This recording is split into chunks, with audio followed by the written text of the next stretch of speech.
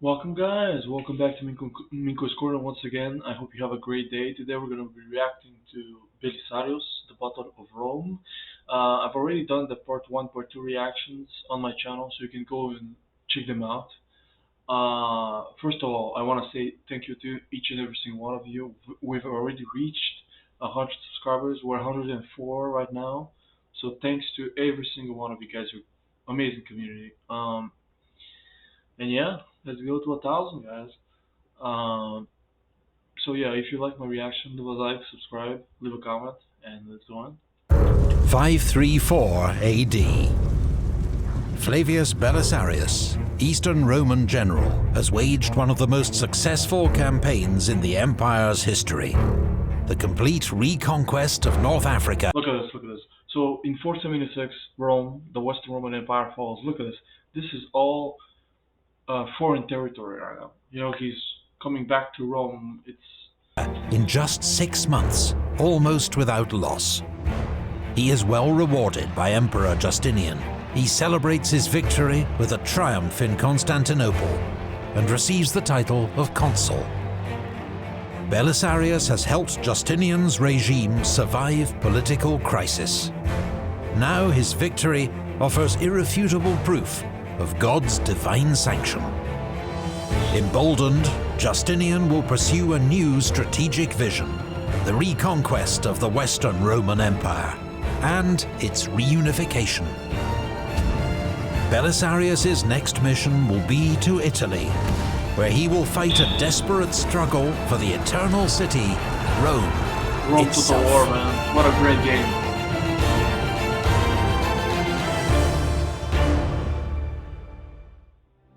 First, a big thanks to our video sponsor, Private Internet Access.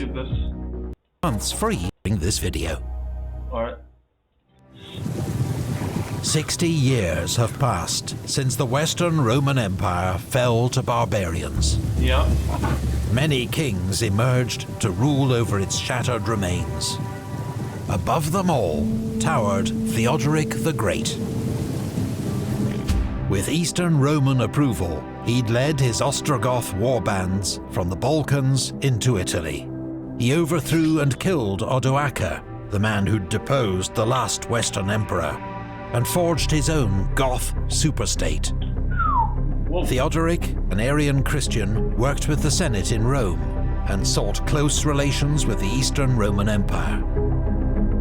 To Emperor Anastasius, he wrote, "Our royalty is an imitation of yours, modeled on your good purpose, a copy of the only empire." Talk about buttering up, man. Procopius, the 6th century historian and aide to Belisarius, would himself praise Theodoric as, in name a tyrant, but in fact an emperor, no less than any who've ever distinguished themselves in that office. No way, I've never heard of him. In the eyes of his supporters, Theodoric had revived the Western Roman Empire. That's his mausoleum? Still to this day? Dude, you know, there's certain things that's incredible, that this mausoleum was able to survive everything that went up, you know, in Italy for like 1,500 years. In all but name. But the succession would unravel his great achievement. Okay. Theodoric had I was like, what's happening here? Isn't he so loved by the East? Why invade in the first place? You know, that's how all big empires collapse. Internally. Sons vying for power, greed, fear, you know, it's... 3 daughters, so his heir was to have been his son-in-law, Eutharic. Oh my God. But he died for... Not only does he has multiple children, but they're all girls, and nothing against chicks, you know, but that's horrible. For back then, 5th century, you don't have a son, a male heir. 4 years before the king, in 522. The succession passed to Theodoric's 10-year-old grandson, Athalaric. His mother, the highly educated and formidable Amalasuntha, ruled as regent. Yeah. In defending her position, Amalasuntha made powerful enemies among the Goths, and when her son died aged just 18, one of those enemies, her cousin Theodahad, became king. In 535, he has Amalasuntha imprisoned on an island in the middle of Lake Bolsena. Okay. Weeks later, assassins arrive. No way. They're rumored to be vengeful relatives of men Amalasuntha had killed during her regency. The daughter of Theodoric the Great is strangled in her bath. Theodahad thinks he can quietly eliminate his rival without repercussions. Yeah. But Amalasuntha had been a trusted ally of the Emperor Justinian, and he is looking for an excuse for war. Oh, that's one way to go. And the Emperor, upon learning what had befallen Amalasuntha, immediately entered upon the war, being in the 9th year of his reign. For Justinian, chaos at the Ostrogoth court presents an opportunity.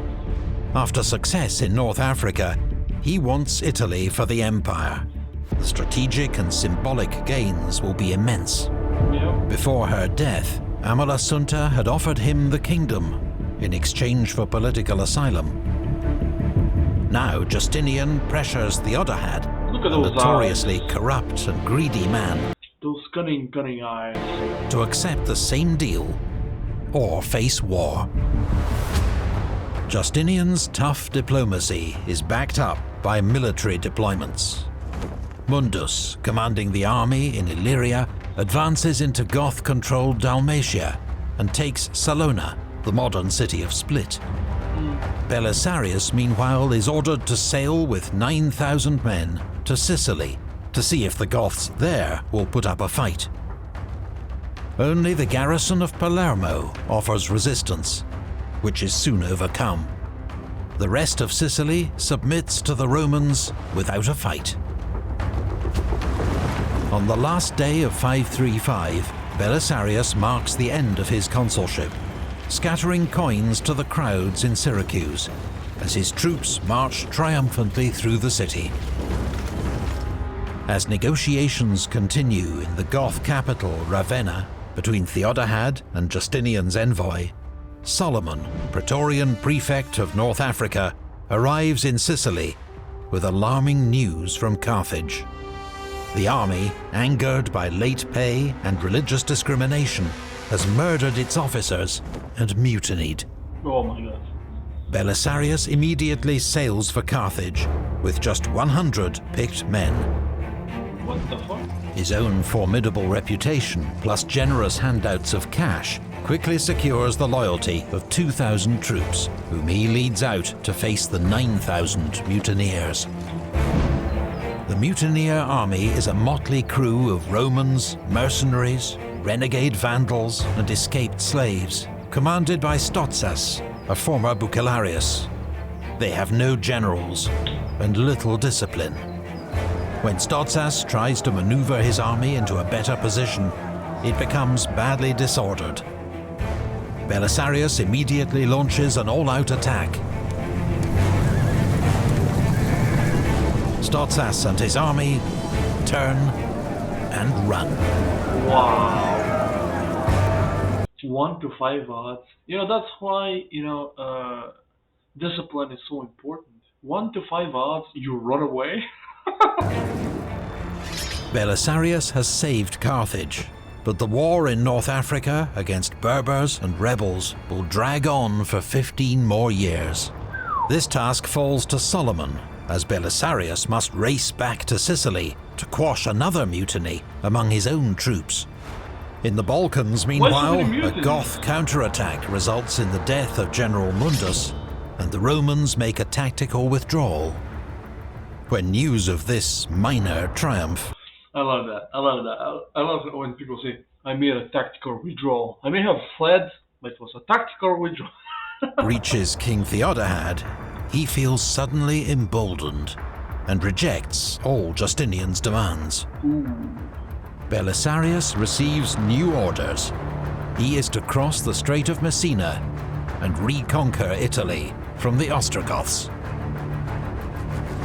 Belisarius lands in Italy with barely 8,000 men. The bulk of his troops are infantry, including 3,000 Isaurians, fierce warriors from the Taurus Mountains of Anatolia. His cavalry includes Hun and Berber mercenaries, as well as the elite Bucellari, the picked troops maintained by Belisarius, and other senior commanders. As in North Africa, he is accompanied on campaign by his wife Antonina, a capable and trusted ally of Empress Theodora. That the emperor entrusts the campaign to such a small force, when the Goths can field an army 4 times its size, indicates Justinian's supreme confidence in Belisarius. But it is also a... You know, it's insane that for everything that Belisarius has achieved, I've never heard of him before this series. You know, there are so many people throughout history that they've done incredible achievements, but nobody knows them. Sign that he has badly underestimated the Goths and their will to fight. Belisarius's army is welcomed by southern Italians and meets no opposition as far as Naples. Okay. This city has strong walls and a garrison of 800 Goths. Belisarius appeals directly to its citizens, urging them to throw open the gates and warning of the dire consequences of an assault. I pray that an ancient city which has long been inhabited by Christians and Romans may not meet with such a fortune, especially at my hands as a commander of Roman troops. The citizens of Naples are divided, but ultimately their leaders reject the demand to hand over the city.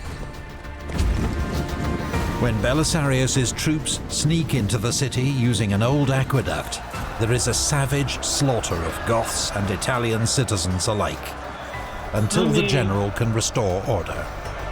Yeah.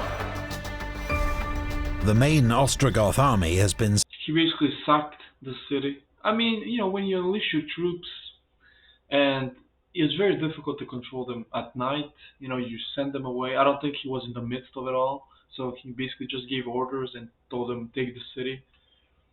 Standing idle 60 miles to the north. Theodahad, never suited to military command, and now unsettled by omens, does nothing to save Naples. It's his own death sentence. He is deposed and killed. Witigis becomes the new king of the Ostrogoths. He is in his 60s, but he's an experienced soldier who fought alongside Theodoric the Great.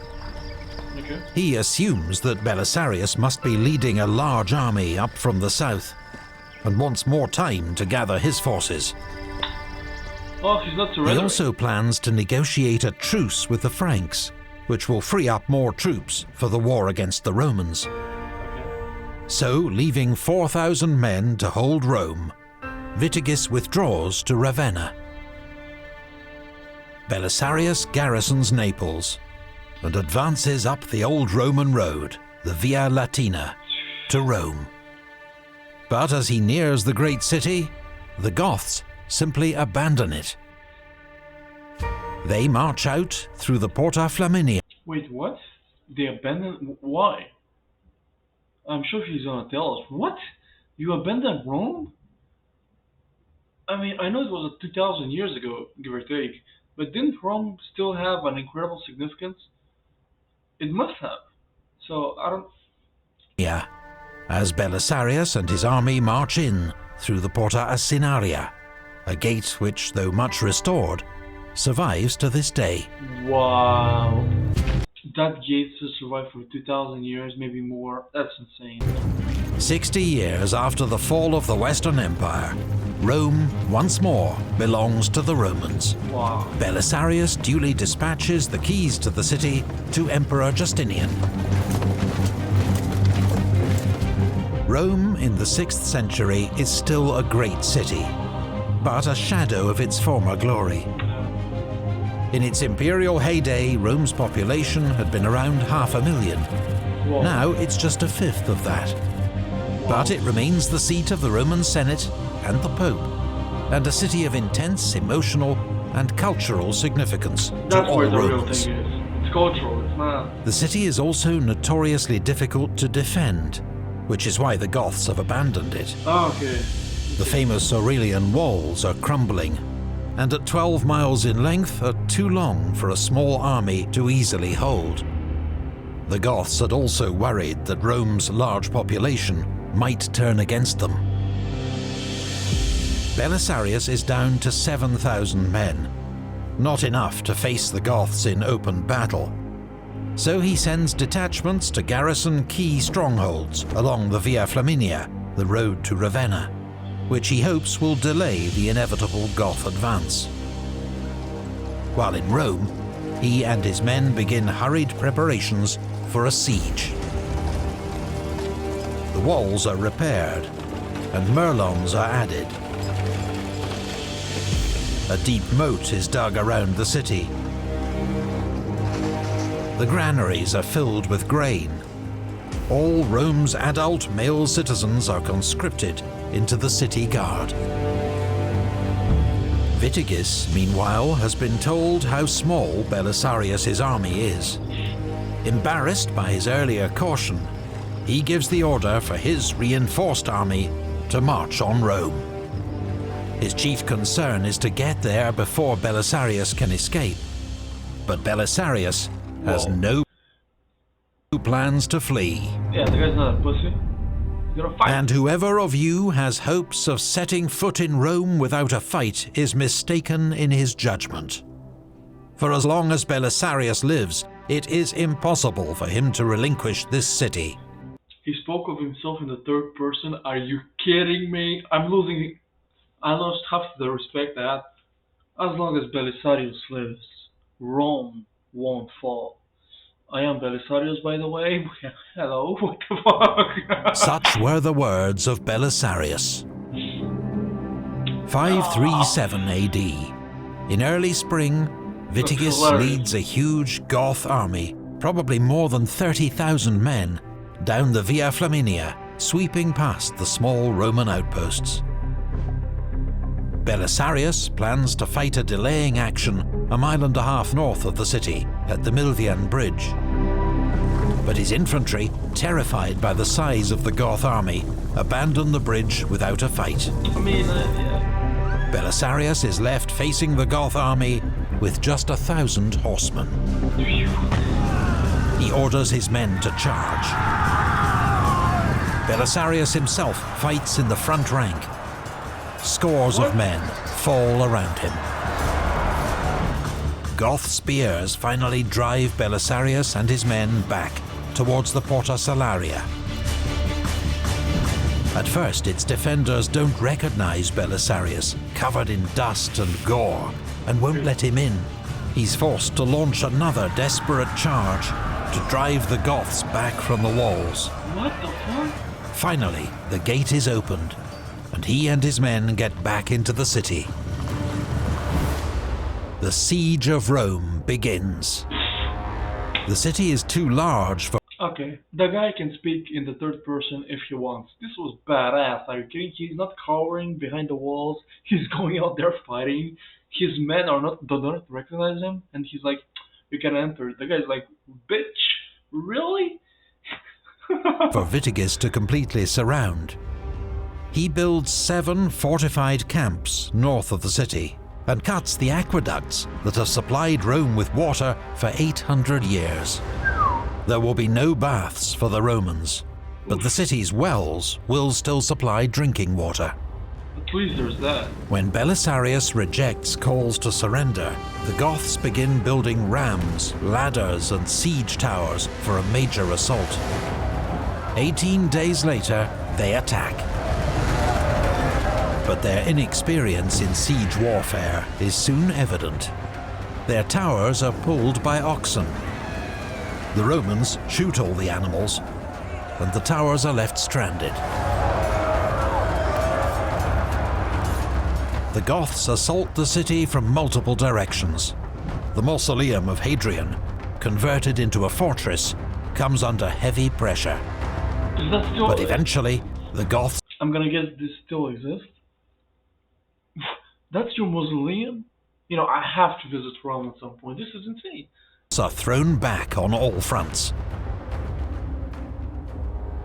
That night, the Romans celebrate a great victory, lighting fires and singing from the battlements. I mean, yeah, I would too, you know?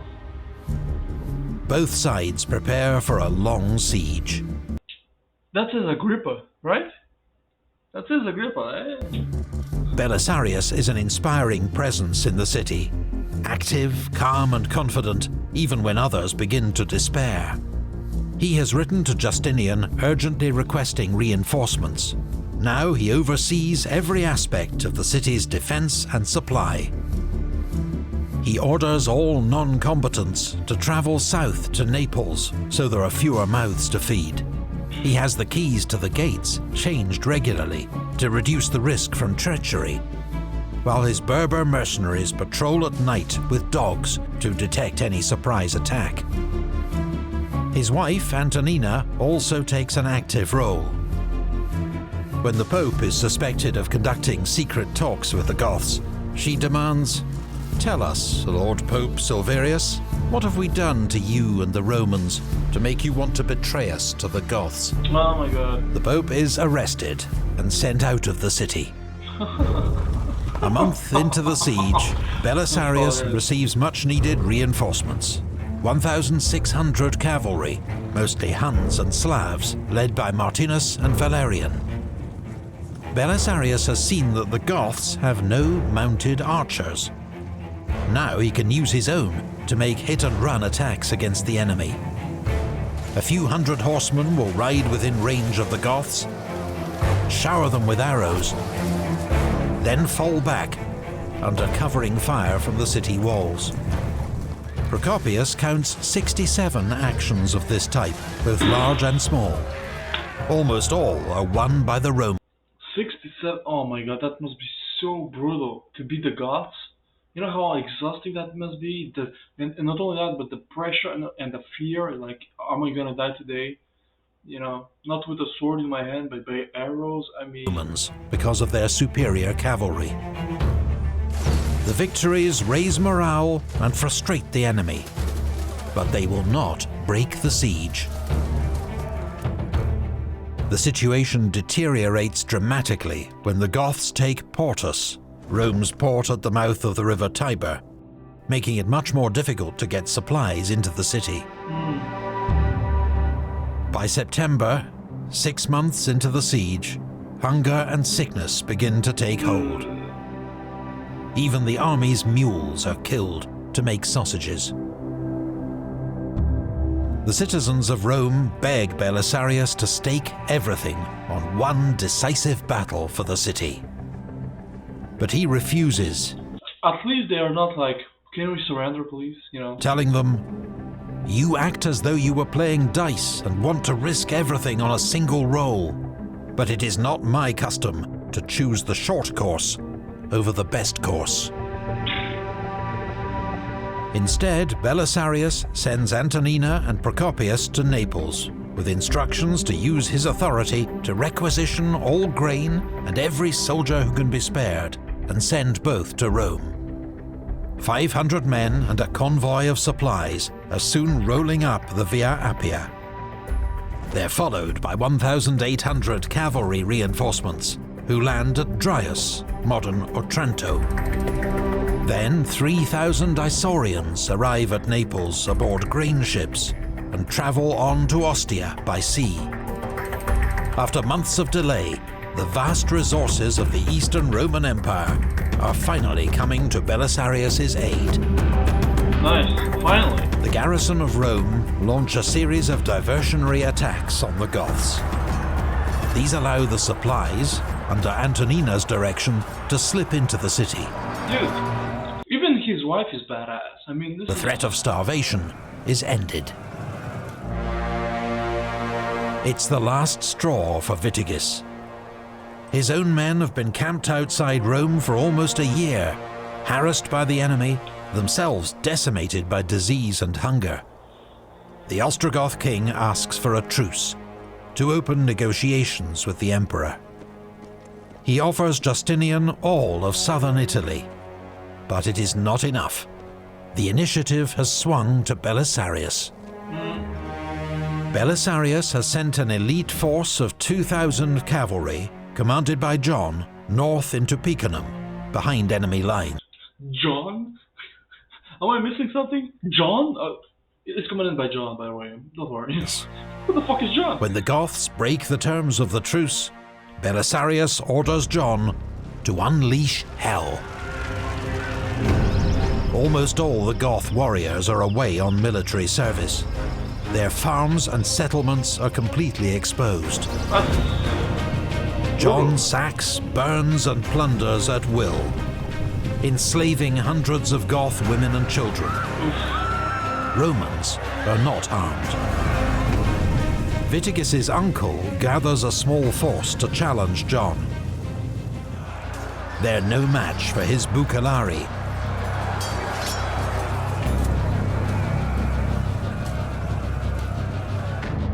John ignores the Goth strongholds at Urbino and Auximum, but at the invitation of its citizens, occupies the walled city of Ariminum, just 30 miles south of the Ostrogoth capital at Ravenna. Whoa.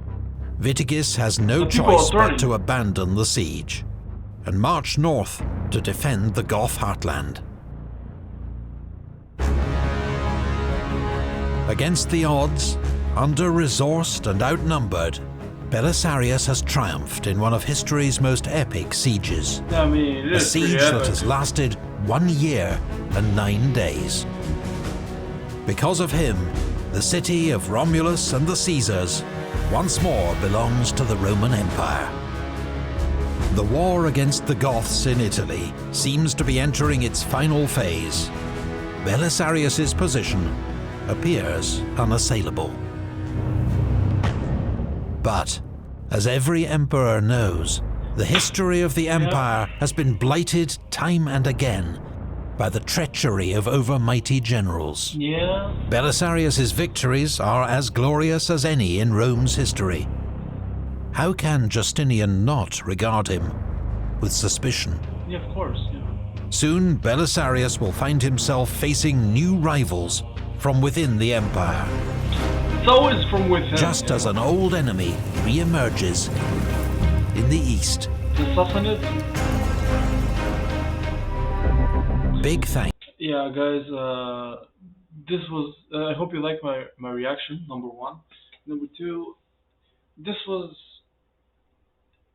you know, some people might say that it's unfair, you know, that because Belisarius has done so much for Justinian, it's unfair that he's eyed with suspicion and, you know, distrusted.